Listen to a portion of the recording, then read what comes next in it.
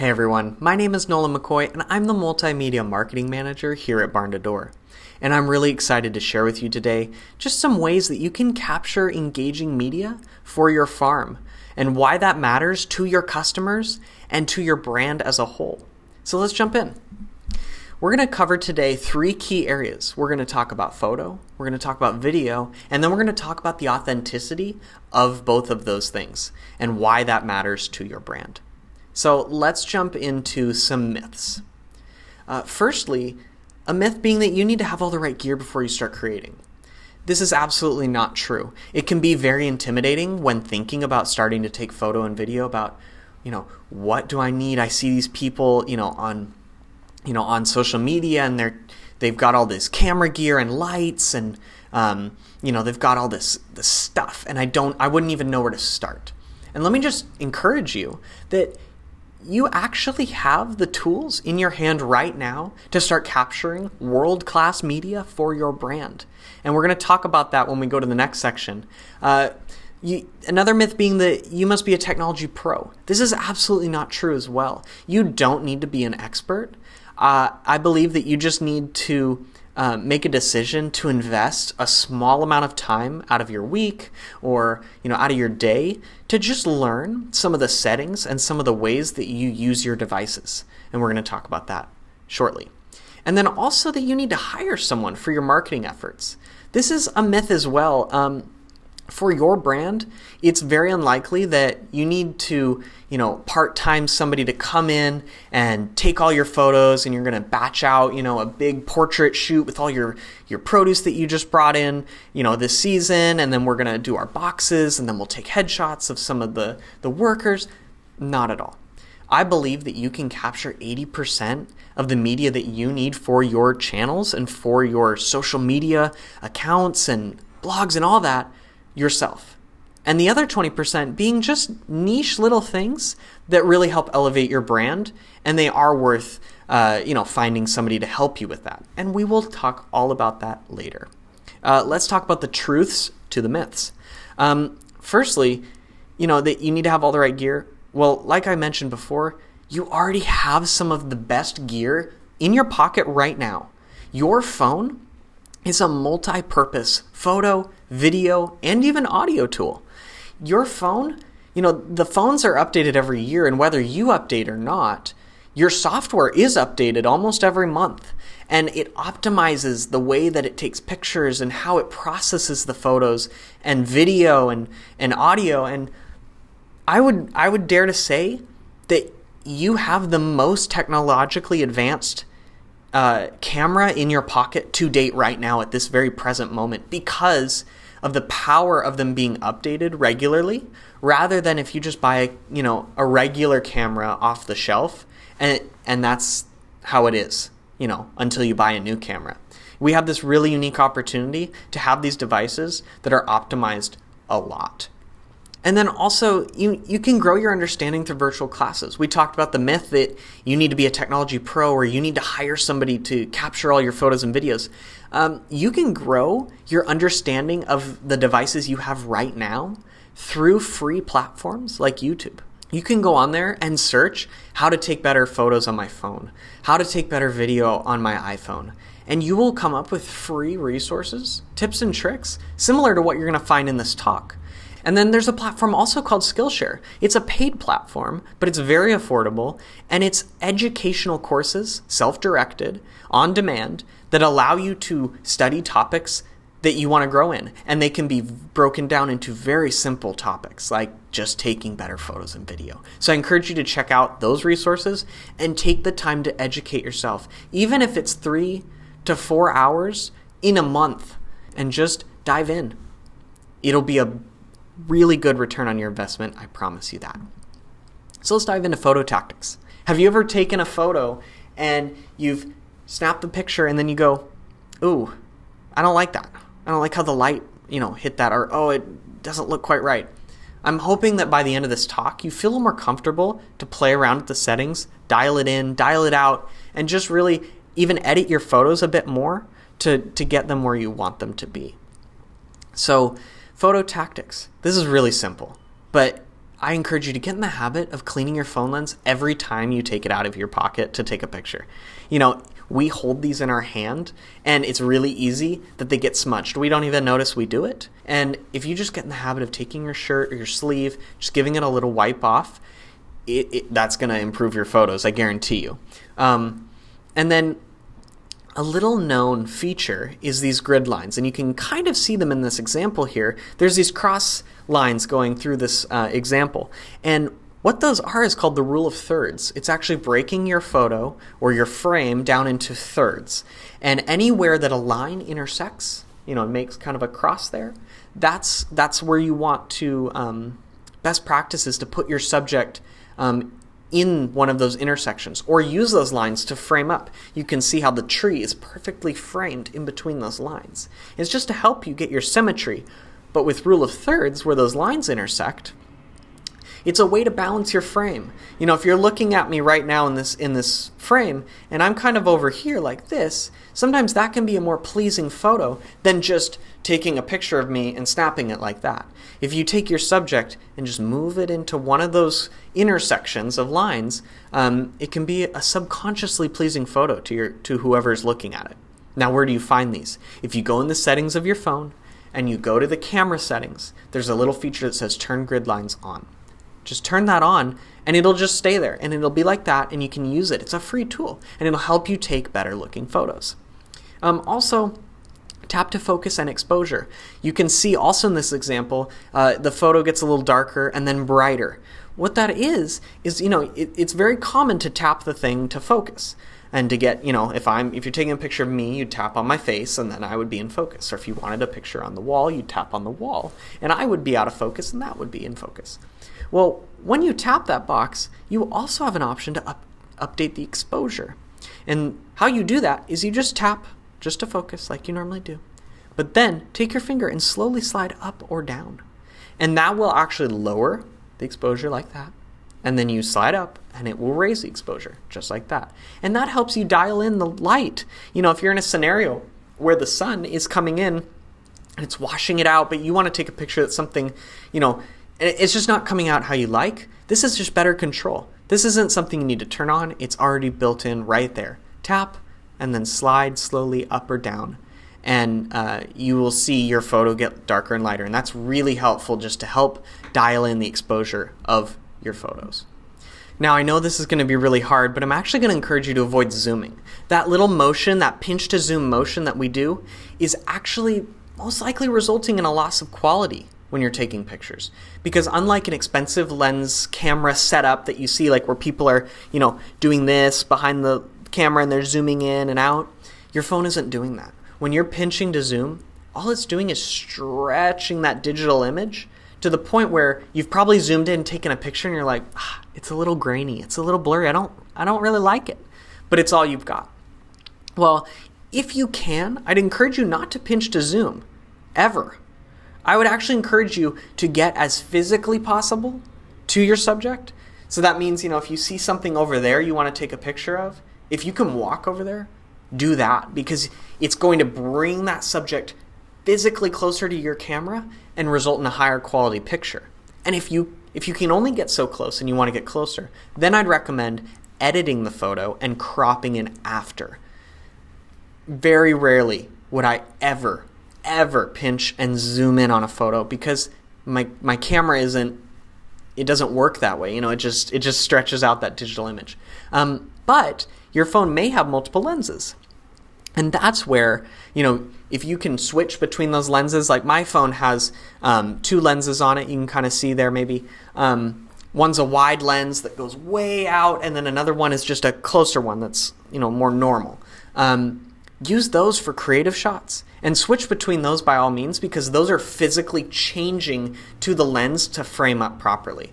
But that standard lens that you open your camera app and you use, that's always the highest quality lens. So if you're ever, what lens do I use for this and that scene and whatever, just open your camera app and use whatever opens up. Because that's the lens that has the most dollars behind it in terms of development and hardware and research and all that. That's the best looking lens. So please avoid zooming. get as close as possible, and then crop in after if you need to, and use those multiple lenses to your advantage. Now, when you're taking photos outdoors or indoors, especially indoors, I recommend using as much natural light as possible. Your photos will always look better on social media. They will look better on other channels if it's actually taken with natural light, similar to how this light is coming in this window, as much as possible. Turn off those overhead lights if you can and get near a window. If you're taking a top-down photo of something on a table, move that table near a window and use that light coming in. The flash should be 911 emergency result. That should be reserved for worst case scenario, and use natural light to your advantage. Now, when you're outdoors, there's actually an optimal time of day that you can leverage to get some of the best looking photos. And that's something called golden hour. And that's a window of time. It's an hour after sunrise, and it's an hour before sunset. And this is when natural light has a really pleasing tone, a real pleasing softness to it, and it adds a lot of mood. And it's also that warm, vibrant, rich light that you see in a lot of photos. So it's that hour after sunrise and hour before sunset. And you can get some beautiful photos with that sun low in the horizon, not of the sun, but that sun's just coming across and it's golden and it's just shining on everything. That's why it's called golden hour. And it'll just, that's going to be like a free investment into your photos, as if you can structure taking photos around that time outside. And then lastly, I recommend using portrait mode for added depth and focus. You can see this photo of this strawberry here. This was taken with portrait mode. And this is a mode on most phones now that's, you open your camera app and there's different settings just right there that say portrait and, photo, video, and all those things. Turn it to portrait mode. And I recommend just experiment with it.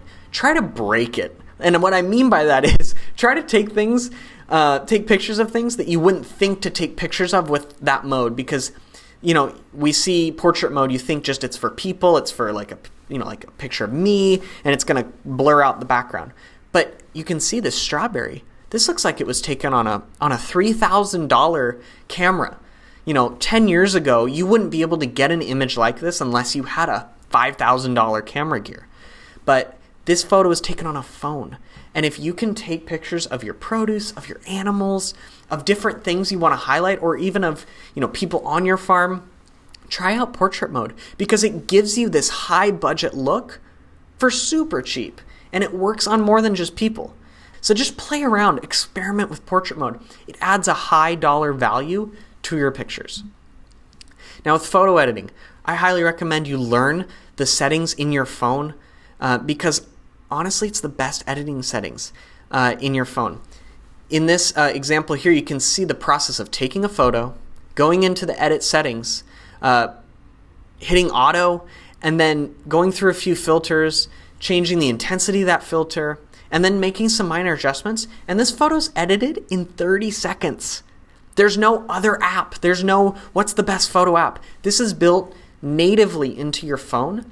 And again, like I mentioned earlier, the hardware and the software, they're optimized to take the best pictures together. It's the best of both worlds, because the manufacturer is making the phone and the software.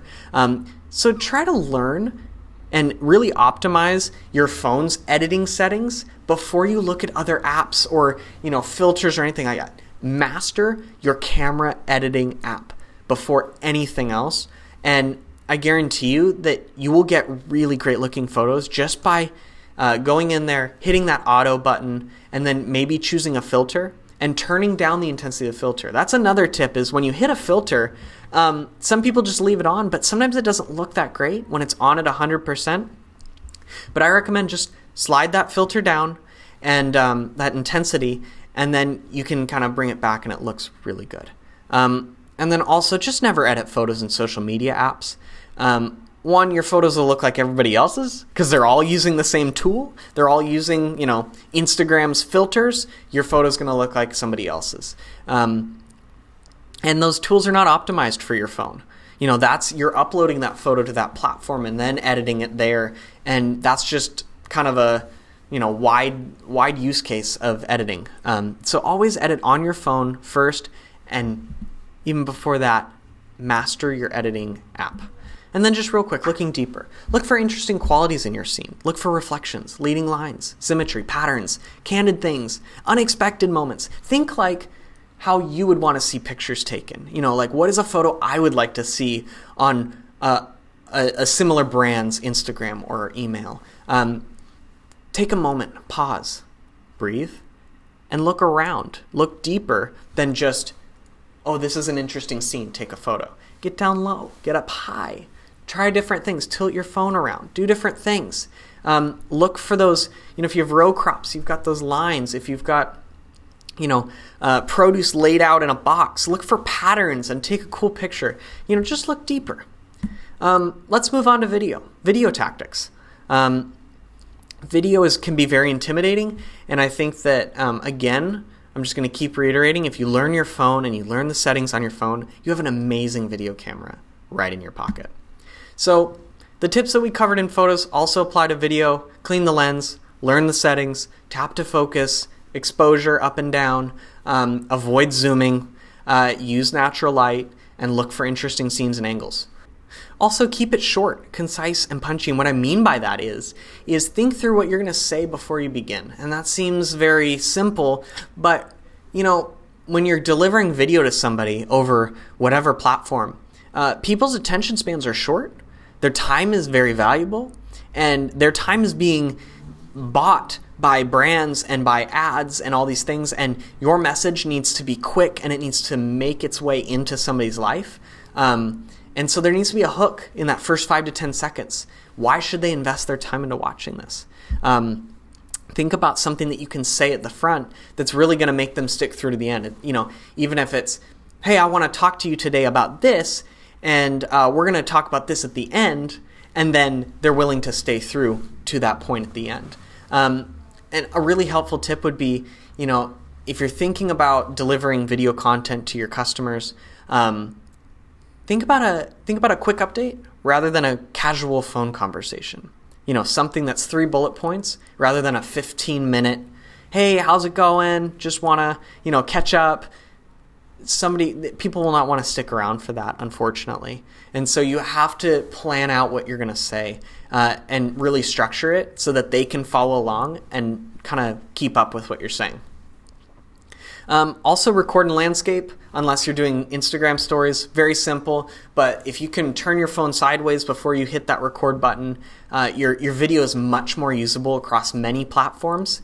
If you're doing Instagram stories, that's fine. Just if you just hold your phone up in portrait mode. But unless you're doing stories, just turn it sideways. It just works on all platforms a lot better. And move your phone in fluid and intentional movements. Think about how you see movies and TV shows filmed. You don't see it, going like this and this and this and, kind of like that. It's very intentional. It's going, I'm going to go from here to here to here. I'm going to show you this, check this out, look at that, and we're back to here. It's just thinking through that movement. It just takes a second to go, okay, what am I going to show? And then do that movement. Find your shots. Really quick. Wide. It gives you context to your setting. So think about a wide shot. What can give context to my audience? A medium. It highlights your subject and its surroundings. A close-up would capture detail that the wide and the medium miss. There's 3 ways to think, a 3-way framework to think about your photos or your videos, and this is a wide shot, this is a medium shot, this is a close-up. And why that matters is if you feel comfortable editing together video, then you have a wide variety of shots. If you got a wide and you got a medium and you got a close-up of something, then it gives you that variety rather than seeing the same thing every 5 seconds or so. It's variety. It's going out, it's coming in, it's getting closer, we're back to wide, we're really close, we're medium. It just think through adding a variety to your shots. Similarly, find your movements. A pan. This is something where you move from left to right or right to left, and it's just moving your phone on one plane back and forth. A tilt would be taking your phone and doing this, doing that, taking your camera, doing this, doing that. And a dolly would be pushing your camera in, pulling the camera out. This draws the audience in. This takes the audience out of a space. It kind of completes a thought. It kind of, if you want to get really cinematic, these are ways that you can implement. Again, 3 framework. We have, wide, medium, close-up, and you have pan, tilt, dolly. Just ways to add. These are the same tactics that movies are using. In a script, it says pan right, tilt here, dolly this, in, out. If you just add some of these things into your thinking when capturing video, you're going to have higher budget video right off the bat. Just some more video tips. This is kind of that 20% I was going to talk about, is 80% you can capture and handle on your own. But that 20%, maybe you don't have a drone, and that's okay. Find someone with a drone, because this gives customers an amazing view of your farm. Think about your website with a picture of your farm from up above. And you're able to see your pasture land, or your rows of crops, or your orchards, or just think about, or your homestead. Just think about how cool that would be for your customers to get that context of, that's where my food comes from. Also with video, doing, a flyover of your farm. That can add a high value budget to your brand. And it's very easy to find a friend, to find somebody with a drone that you could pay for a day to come out, and they can get those files and then send them to you. Drones are not expensive, and if you want to buy one, go for it. Get on YouTube, learn how to fly it. Again, back to the free resources of learning how to use your tools. So a drone is just going to add a high budget, high dollar look to your brand, to your video photos, whether you own one or you know somebody or you hire somebody to come out. I highly recommend it. And then editing. If you feel comfortable editing, there's plenty of user-friendly apps. On your Apple devices, on your phone comes with iMovie for free. That's an editing platform on your phone that's the clips snap together. It's very intuitive. And there's also an app that Apple makes called Apple Clips that is very easy. It's super simple. You can make like social media stuff really quick. It has all these effects built in and all this stuff. It's just tapping things to make it happen. It's very simple. And then for Android, there's an app called Filmora Go, and that also, same concept, just snaps things together and allows you to edit video on your device. It doesn't even have to go on your computer. But if you feel comfortable, highly recommend learning those tools. Again, it's all about education, and you can do it for free. I can promise you that, and it would be worth an investment into your brand. So lastly, let's just talk about that authenticity and the why capturing media for your brand matters. You have a story to tell, and I know that this can seem cliche, but we all take for granted what makes us unique to others. And customers, believe it or not, crave to have intimate insight into their brands that they buy from. They want to know the detail. They want to know and connect. There are some customers that just are transactional and they just want a thing, and they're going to pay for it. But there's some loyal customers. Customers build loyalty through connection to brand. And if you can tell your story in details that you may find mundane, but you're willing to go, hey, this is what my day on the farm looks like. Now that's every day for you, but somebody that's choosing to buy from you, you could list out all the things you do in a day, go take some video of, okay, I'm going to do this, I'm going to do that, and then I'm going to do this, and you document it. That person, that may push them over the line to buy from you over somebody else because they know you better. It's like building rapport because you have a story to tell and people can connect and relate with it. You also have direct access into people's lives. Your social media channel literally gives you access into somebody's pocket. This takes you into their hand. And if you're willing to invest the time and the resource into getting on social media and pushing content to them, you're interacting with them at a more personal level than we've ever been able to before. And if you can leverage your story to do that, you're going to build loyalty through your customers. And you need to know you're up against, like I mentioned earlier, multi-million-dollar brands buying people's attention. And so your media has to be engaging. It can't just be, I took a photo. It can't just be, I took a video.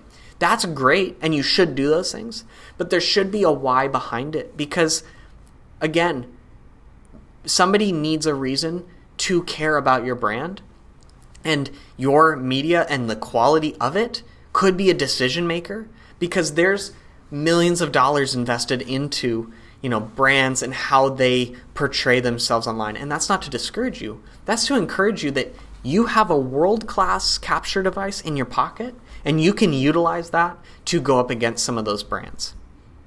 Because honestly, even Apple makes their own commercials with their own phones. And so if they can do it, if a $1 trillion company can make an ad with the same phone that's in your pocket, the playing field is more level than ever before. And lastly, I just encourage you to be authentic. Media that is authentically rooted in your brand, you personally alone, will breed the loyalty and connection that your customers crave to have with your brand. Customers, like I said earlier, they want to connect with their brand on a personal level. And so if you're authentically capturing you, your brand, your farm, what you do, who you are, why you do what you do, if you can capture that and share it with your audience, you will build a loyal customer base, because you've been vulnerable with a group of people. And customers can detect when something's authentic or not. People can tell when it's a little staged or fake. And so it's really important that no matter how you create your content, it must be authentic to you. You're going to see other things that people do and how they do it and how they do their videos and their photos. But do you. You are the only one of you. And as cliche as that sounds, that's what makes you unique in this market opportunity. And so if you would take all these tips, tricks for photo and video, and you apply it to you and who you are and your authenticity, then I guarantee you that you will build a really loyal customer base that is just thriving on your authentic and engaging media. If you want to learn more about just professional classes for your farm as a whole, we have Barn2Door Academy covering things like MailChimp, Facebook ads, Facebook pixels, and Instagram, just different tips, tricks about how to leverage these and learn more how to market your farm. And so if you want to check that out, check out Barn2Door Academy. It's an amazing resource that we offer to our customers. I highly recommend it 100%. So I just want to say thank you so much for joining me today for this tactic session on engaging media for your farm. I really hope that it was helpful to you, and I hope that today that we were able to break down some of those barriers and some of those hesitations to really diving in and leveraging the device in your pocket to capture high-quality, world-class media to elevate your brand and your business. So thank you for taking the time. It's been a pleasure, and I hope to see you soon.